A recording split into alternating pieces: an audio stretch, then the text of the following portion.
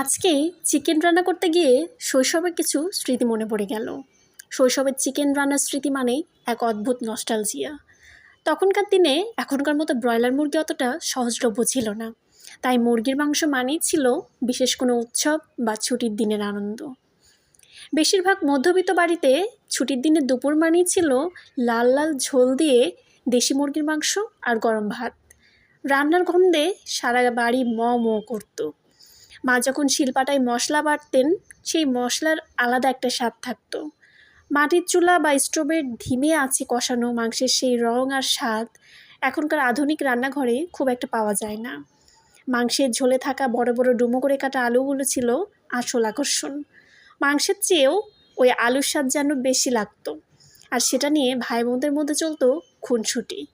বাড়িতে জ্যান্ত মুরগি নিয়ে আসা, সেটা ড্রেসিং করা থেকে শুরু করে রান্নার আগ পর্যন্ত যে হইহুল্লোড় চলতো তা আজকের যুগে বিরল। মাংস কষানোর পর মা যখন একটু কষা মাংস বাটিতে করে টেস্ট করতে দিতেন, সেটাই ছিল দিনের সবচেয়ে বড় পুরস্কার। শৈশবে বাংলাদেশের শীতকালীন পিকনিক বা চড়ুইভাতি মানে ছিল এক অন্যরকম রোমাঞ্চ। বড়দের পিকনিক তো দূরে কোথাও কিংবা অন্য ভালো কোনো প্লেসে হতো, কিন্তু আমাদের শৈশব আটকে ছিল বাড়ির উঠোনে, ছাদে কিংবা বাগানের এক কোণে।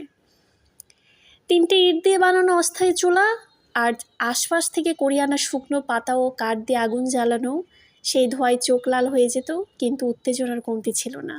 টিফিনের পয়সা বাঁচিয়ে 5 টাকা 10 টাকা করে চাঁদা তোলা হতো।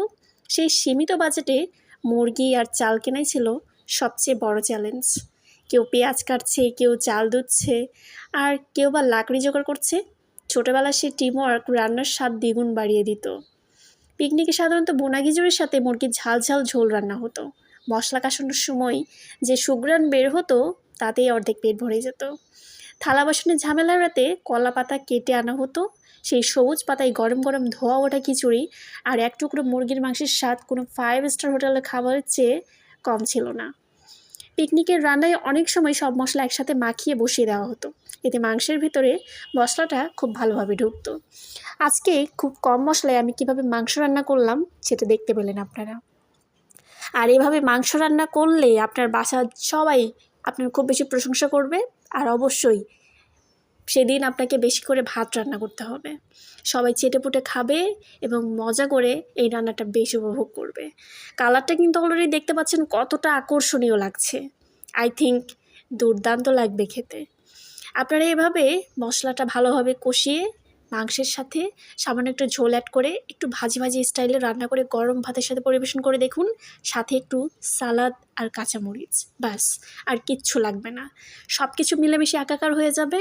দ্বিতীয় কোনো তরকারির কোনো প্রয়োজন হবে না। ফাইনালি এখানে দেখতে পাচ্ছেন একটু আপনি গ্রেভি নেস্টটা চাইলে রাখতে পারেন, অথবা চাইলে একটু ভাজি ভাজি স্টাইলেও এই খাবারটা পরিবেশন করতে পারেন। রান্নার শেষ পর্যায়ে একটু ভাজা জিরা গুঁড়ো দিতে একদমই ভুল করবেন না। আর উপর দিয়ে যদি চাইলে একটু পেঁয়াজ বেরেস্তাও অ্যাড করতে পারেন। এই পেঁয়াজ বেরেস্তা অ্যাড করলে আপনার এই রান্নার স্বাদটা কিন্তু অনেক বেশি বেড়ে যায় আর খেতেও দুর্দান্ত হয়। আশা করছি আজকের এই রেসিপিটা আপনাদের খুব ভালো লাগবে আর অবশ্যই মন কাটতে বাধ্য হবে। আপনারা কারা কারা এই রেসিপি খেয়েছেন অবশ্যই জানাবেন। আর যারা যারা খাননি, আর অনেকে দেখেছি আমি ব্রয়লার মুরগিটা খুব বেশি পছন্দ করেন না খেতে, তারা অবশ্যই একবার হলেও এই রেসিপিটা ট্রাই করবেন। আমার বিশ্বাস আপনাদের ভালো লাগবে, মন জয় করতে বাধ্য হবে।